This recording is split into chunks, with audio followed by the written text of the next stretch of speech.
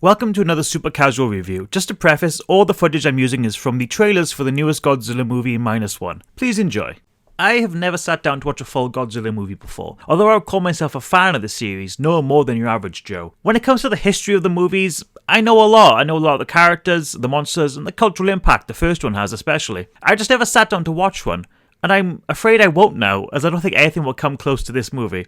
I know that might be an ignorant view and it may be stopping me finding a better Godzilla experience, but I can't praise this film enough and I just can't see anything topping it.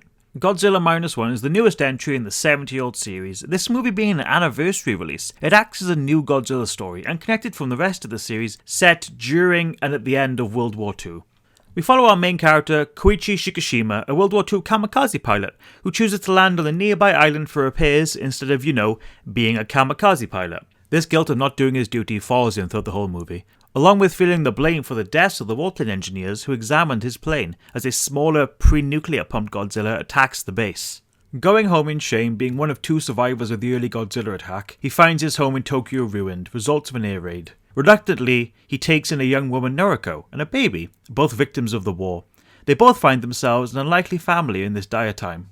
At its core, Minus One is an emotional story about family, community, teamwork, and living life. Telling the tale of these two people, Koichi, who feels that he should be dead, and Noriko, who's trying to live her life any way possible, something she promised her parents before they died due to an air raid. They make it work, with Koichi starting to work on a small boat, cleaning up undersea mines left after the war, and Noriko staying back and looking after the baby, later then getting a job in Ginza, Tokyo. That pronunciation was horrible, it's Noriko, not Noriko. Of course, not all can last. This is where Godzilla comes back into the story, acting not only as a force of nature, threatening to destroy Japan, but as a mental barrier to Koichi, signifying his failure to save the engineers during their first encounter. He can't move on with his life as he feels so undeserving of it, Godzilla being an ugly reminder. Did I just call Godzilla ugly?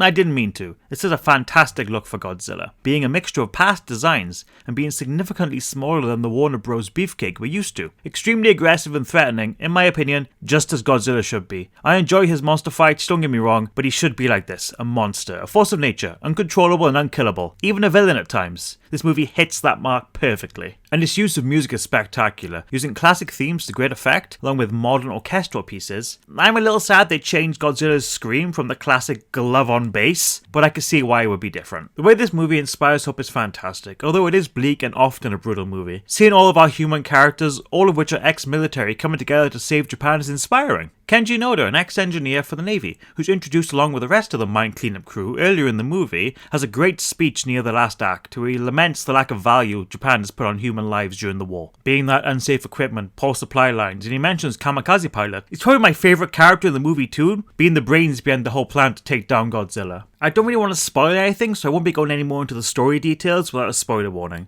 The characters and their arcs are all fantastic, I can't understate it, especially in comparison to modern Godzilla movies, which I do enjoy, but the way I cared about these characters much more than the modern Warner Bros. Movies is totally different. It just goes to show how well written and acted this movie is. I just really couldn't care what shenanigans Millie Bobby Brown is getting up to in this movie. I'm really struggling what else to add to this review, as I could just tell you the rest of the story, but I really want you to see it for yourself. But I will be covering the ending, so jump to this time code to skip the spoilers and to my final thoughts. Entering the final battle against Godzilla is extremely intense. Noda's plan is to sink Godzilla, then raise him back up from the ocean, hoping the change in pressure will kill him. As we've seen throughout the movie, and acknowledged by the human characters, that the human weapons are having little effect against him. Koichi, being completely cut off from his emotions, asks if he can fly a flight plane, using it to lure Godzilla into the deep part of the ocean where the plan would work. I should also mention that Godzilla's first attack on Tokyo, in Ginza, resulted in Noriko presumably dying, being blown away by his atomic breath, leaving Koichi feeling lost and ready to end his life. He feels that he should see his duty through as a kamikaze pilot, killing himself and Godzilla. The final battle and plan is full of tense action and suspense. The ex-Navy civilians coming together to protect their homes and families at risk of themselves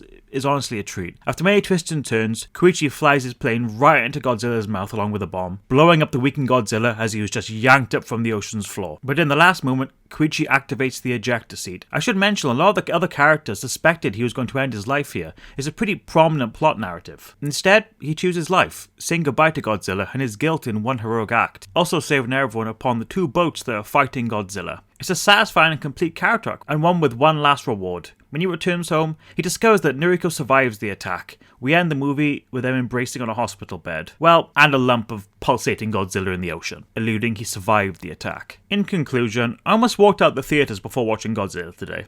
I was really tired and sleepy, but thank God I didn't. I couldn't be more impressed with the movie. One of my favourites of the year without a doubt. The way it portrays grief, guilt and sadness is fantastic. But even better is its ability to instill hope and gratefulness for life. I would heavily recommend this movie. It really is something special. Oh, and on a side note, it was made on a shoestring budget, and so far has made a ridiculous profit. Good stories don't have to be expensive. I literally just wrote, recorded and edited this as soon as I got home today. I needed to talk about it and I wanted to share my experience with everyone.